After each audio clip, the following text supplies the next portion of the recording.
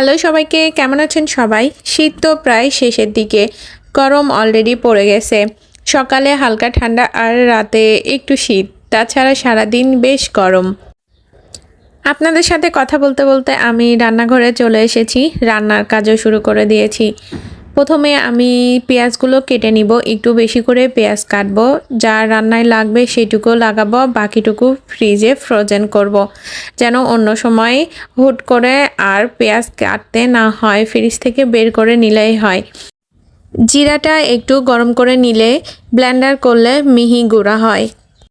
রান্নাঘরের কাজ সেরে আমি রুমে চলে এসেছি, এই রুমটা একটু গোছানোর জন্য।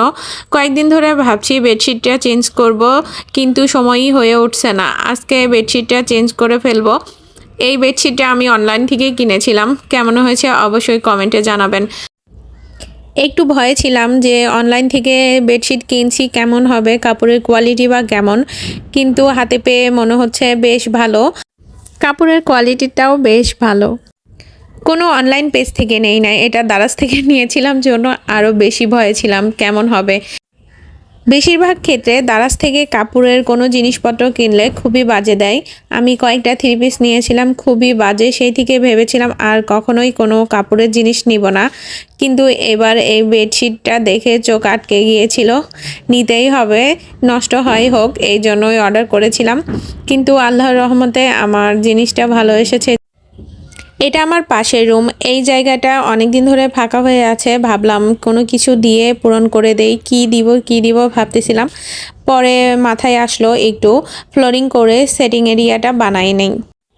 যেহেতু এই রুমটাই ফ্লোরিং করে বেড করা, তার সাথে যদি আমি ফ্লোরিং করে সেটিং এরিয়া বানাই তাহলে সুন্দর লাগবে।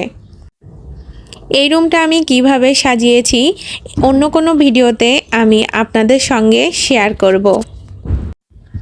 আচ্ছা, আমাকে অনেকেই কেন বলে যে আপনার সারাদিন কোনো কাজ থাকে না, এই জন্য আপনি ভিডিও বানান। আসলে আমি সারাদিন এত কাজ করি, আমি সময়ই পাই না। ঘর গোছানো, ঘর সুন্দর করে সাজিয়ে রাখা, এগুলো কি কোনো কাজ না? আমার মনে হয় এইগুলোই বেশি কাজ। এখন ঘর না গোছায়ে এলোমেলো করে সেই ঘরে কি থাকা যায় বলেন? ঘর যেমনই হোক, যেমনই আসবাবপত্র থাকুক না কেন, সেই ঘরকে যদি সুন্দর করে গোছানো যায় তাহলে অনেক সুন্দর লাগবে আর নিজের মনের মধ্যেও অনেক ভালো লাগবে। আপনাদের সাথে গল্প করতে করতে আমি রান্নাও শেষ করে ফেলতেছি।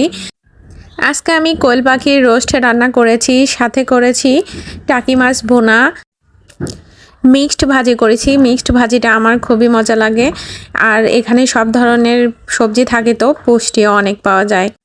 আর আছে দেশি মুরগি।